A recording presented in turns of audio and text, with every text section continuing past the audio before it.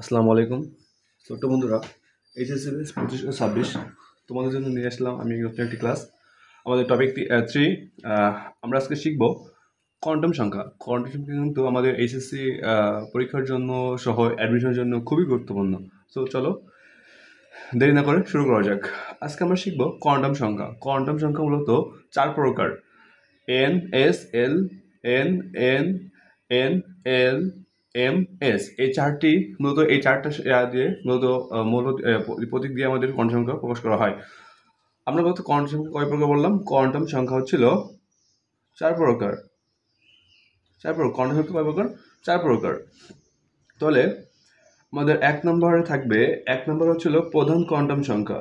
1 নম্বর কি? প্রধান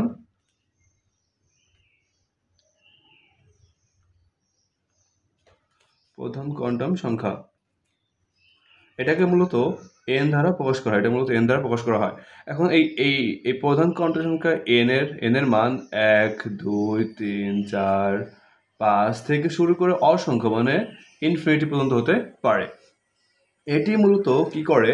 এটি মূলত শক্তি স্তরের আকার প্রকাশ করে। তোমাদের আসতে পারে শক্তি স্তরের আকার প্রকাশ করা হয় কোন কোয়ান্টাম সংখ্যার মাধ্যমে? তখন তোমরা উত্তর দেবা কি?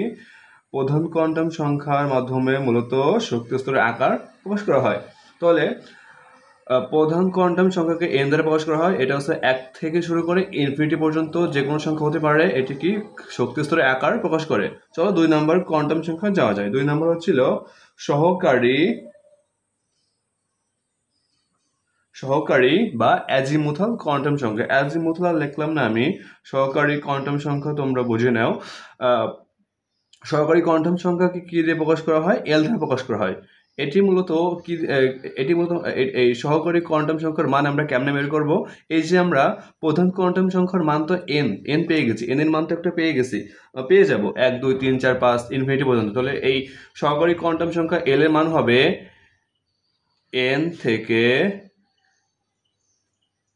এই যে 0 থেকে n-1 পর্যন্ত, n-1 পর্যন্ত পর্যন্ত তাহলে মূলত আমরা যে প্রধান কোয়ান্টাম সংখ্যা n পাবো, ওই n এর যে মান ওই মানটা পারলাম। মনে করো n এর মান পারলাম 3। তাহলে সহকারী কোয়ান্টাম সংখ্যা l এর মান কত হবে? 0 থেকে 3-1 কত? 2। 0 থেকে 2, তাহলে 0, 1, 2 এটা কি হবে? সহকারী কোয়ান্টাম সংখ্যার মান। এটি কি প্রকাশ করে? এটি মূলত উপশক্তি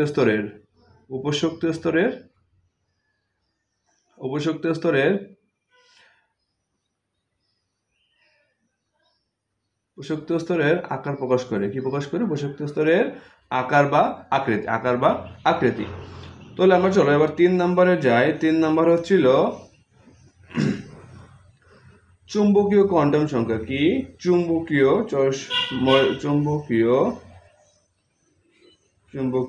কোয়ান্টাম সংখ্যা। এটি কি প্রকাশ করা হয়? চুম্বকীয় বা কি ম্যাগনেটিক, অর্থাৎ এম দ্বারা প্রকাশ করা হয়। এটি আমরা কেমনে বের করব? এই যে আমরা এল এর মান পাইলাম না, এল এর মান -L থেকে শুরু করে প্রথম আমরা যাব 0 পর্যন্ত, এরপর 0 থেকে +L পর্যন্ত। মনে করো আমরা এল এর মান পাইছি, মনে করো 2 পাইছি। এখন ওই -2 থেকে -2, -1, 0, +1, +2 এভাবে -L থেকে 0 থেকে +L পর্যন্ত। এটি কি প্রকাশ করে? এটি মূলত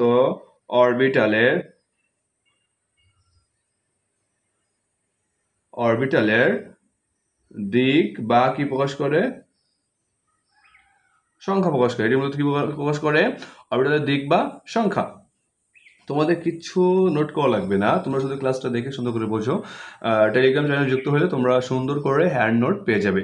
এবার তাহলে আমি কি বলছিলাম? কোয়ান্টাম সংখ্যা কয় প্রকার? 4 প্রকার। তাহলে আমরা 3 প্রকার কিন্তু শেষ করে ফেলছি ছোট্ট বন্ধুরা। 4 নম্বরে কোনটা হবে? 4 নম্বর হবে ঘূর্ণন কোয়ান্টাম সংখ্যা। কি? ঘূর্ণন কোয়ান্টাম বা হচ্ছিল স্পিন কোয়ান্টাম সংখ্যা। এটা কি প্রকাশ করা হয়? এস দ্বারা। এটির মান নির্দিষ্ট, প্লাস মাইনাস কত? হাফ। হয়তো বা +12 হবে বা -12, যে কোনো একটা হবে। এটি কি প্রকাশ করে? এটি মূলত ইলেকট্রনের কি প্রকাশ করে? ইলেকট্রনের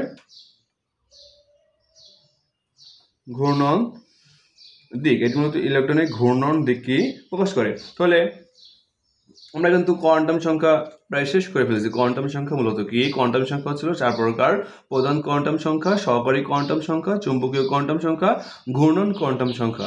বুঝতে পারছো তো ছোট্ট বন্ধুরা? তাহলে প্রধান কোয়ান্টাম সংখ্যা কি দিয়ে প্রকাশ করা হয়? n দ্বারা প্রকাশ করা হয়। এটির মান কি 1 থেকে অসীম মানে কি ইনফিনিটি পর্যন্ত, এটি মূলত শক্তি স্তরের আকার প্রকাশ করে। সহকারী কোয়ান্টাম সংখ্যা কি? সহকারী কোয়ান্টাম সংখ্যা মূলত l, এটি কি 0 থেকে n-1 পর্যন্ত কি প্রকাশ করে। এটা কি উপশক্তি স্তরের আকার বা আকৃতি প্রকাশ করে। চুম্বকীয় কোয়ান্টাম সংখ্যা কি? m, এটি কি মূলত -l থেকে 0 থেকে +l পর্যন্ত, এটি কি অরবিটালের দিক বা সংখ্যা প্রকাশ করে। এরপর ঘূর্ণন কোয়ান্টাম সংখ্যা, ঘূর্ণন কোয়ান্টাম সংখ্যা এটি মূলত কি প্রকাশ করে? এটি মূলত s দ্বারা প্রকাশ করা হয়। এটি মূলত এর নির্দিষ্ট মান আছে ±½ হয়তো বা প্লাস বা মাইনাস। যদি এটার একটা কন্ডিশন আছে, যদি ঘড়ি কাটার দিকে বোঝায় তাহলে কি হবে? +½ ঘড়ি কাটার দিকে বোঝাইলে হবে ছিল প্লাসটা, আর ঘড়ি কাটার বিপরীত দিকে যদি বোঝায় তাহলে হবে কি -½ যদি ঘড়ি কাটার দিকে বোঝায় তাহলে +½ ঘড়ি কাটার বিপরীত দিকে বোঝালে -½ তাহলে কিন্তু আমরা শেষ করে ফেললাম কোয়ান্টাম সংখ্যা। এবার চলো আমরা কোয়ান্টাম সংখ্যার একটি উদাহরণ দেখি কেমনে বের করব। মনে করো উপশক্তি স্তর কি আছে? উপশক্তি স্তর আছে এস আছে, পি আছে, ডি আছে, এফ আছে। এস আছে, পি আছে, ডি আছে, এফ আছে। তাহলে আমরা চলো আমরা এই উপশক্তি স্তরগুলোর কোয়ান্টাম সংখ্যার মান বের করি। আমরা মূলত জানি কিন্তু এইটার মান হচ্ছে 0 ইলেকট্রন বিন্যাসের ক্ষেত্রে, এটা 1, এটা কি 2, এটা কি 3। চলো তাহলে এই সংখ্যাগুলো দিয়ে আমরা এই যে এইগুলোর মান বের করি, এইগুলোর কি মান বের করি, এইগুলোর সংখ্যা দিয়ে এগুলোর কি মান বের করি। তাহলে আমরা কোয়ান্টাম সংখ্যা কিন্তু শেষ করে ফেললাম। কোয়ান্টাম সংখ্যা কি শেষ করে ফেললাম। কোয়ান্টাম সংখ্যা তোমাদের যদি বের করতে বলে তোমরা কিন্তু এরকম করে কি বের করতে পারবে, যে 4 রকম তোমাদের শিখালাম, যেভাবে শিখে আসলাম বের করতে পারবে। আর কিন্তু একটা মান তোমাদের মুখস্থ রাখতে হবে যে SPDF, এটি মূলত কি এটার ইলেকট্রন বিন্যাসের ক্ষেত্রে মান হচ্ছে 0, 1, 2, 3। তো তাহলে তোমাদের একটু কোয়ান্টাম সংখ্যার উদাহরণ দেওয়া যাক। মনে করো কোন একটা মৌল যার প্রধান কোয়ান্টাম সংখ্যা n এর মান 4। n এর মান কিন্তু ছোট্ট বন্ধুরা দেওয়া থাকবে, n এর মান কিন্তু নির্দিষ্ট দেওয়া থাকবে। তাহলে আমরা কি পেলাম? n কি প্রধান কোয়ান্টাম সংখ্যা 4। তাহলে আমাদের সহকারী কোয়ান্টাম সংখ্যা l কি হবে? আমি কি বলছিলাম? 0 থেকে কি পর্যন্ত যাবে? 0 থেকে যাবে হচ্ছিল -n। তাহলে 4 থেকে 1 বিয়োগ করলে কত হবে? 3। তাহলে আমরা কি পাবো? 0, 1, 2, 3। বুঝতো তো? 4 থেকে আমরা 1 বাদ দেবো আর 0 থেকে শুরু করবো। তাহলে আমরা l এর মান আমরা মূলত কি পাইলাম? l এর মান আমরা কি পাইলাম? 0 পাইলাম, 1 পাইলাম, 2 পাইলাম, 3। তাহলে আমরা m এর মান কি? m এর মান ছিল চুম্বকীয় কোয়ান্টাম সংখ্যা কি পাবো? 0 এর জন্য কি হবে? 0 এর জন্য 0ই হবে, 0 এর জন্য 0 থাকবে।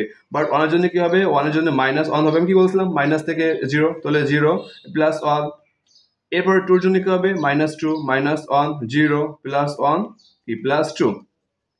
আর 3 জন্য কি হবে? 3 জন্য -3, -2, -1, 0 +1 +2 কি এবারে কি +3 আসবে। গেল তো? কিন্তু এস এর মান কি হবে? আমরা তো নির্দিষ্ট করে বলতে পারতেছি না যে আমাদের যে 4টা বললো এটা কোন দিকে। তো আমরা কি দুইটাই নিয়ে নেব, +-হাফ নিয়ে নেব, +-হাফ নিয়ে নেব। বুঝতে পারছো তো? কি বললাম? 4 পাইছি কি আমরা প্রধান কোয়ান্টাম সংখ্যা। তাহলে সহকারী বা অ্যাজিমুথাল কোয়ান্টাম সংখ্যা কি হবে? 0 থেকে 3, কারণ কি 4 থেকে একটা বাদ দেবো। আমরা তো এই জায়গায় শিখে আসছি। তাহলে কি হবে? 0, 1, 2, 3। আর এম এর মান কি হবে? এম এর মান কি 0 এর জন্য 0 হবে, 1 এর জন্য কি মাইনাস থেকে 0 +1, আর 2 এর জন্য কি হবে? -2, -1। এই যে -l থেকে 0, 0 থেকে কি +l, যা আছে ওটাই নিয়ে নেব। বুঝছো তো? তাহলে 3 কি হবে? -3, -2, -1। মাইনাসগুলো কিন্তু আগে যাবে। আমি কি বলছি? -l, আমরা যে এলটা পাইছি ওই এল এর মাইনাস থেকে 0 থেকে আবার +l পর্যন্ত নিলে আমরা চৌম্বকীয় কোয়ান্টাম সংখ্যা বা ম্যাগনেটিক কোয়ান্টাম সংখ্যা পেয়ে যাব।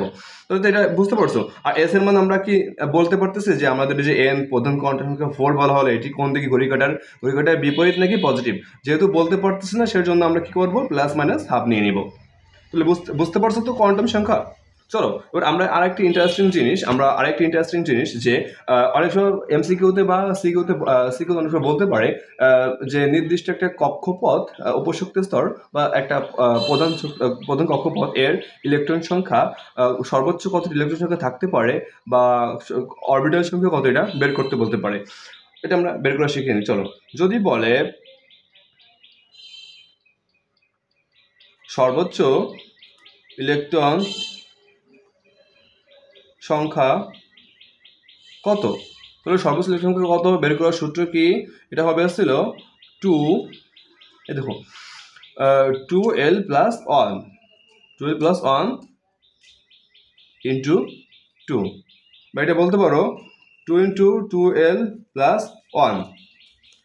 আবার যদি বলে অরবিটাল, অরবিটাল সংখ্যা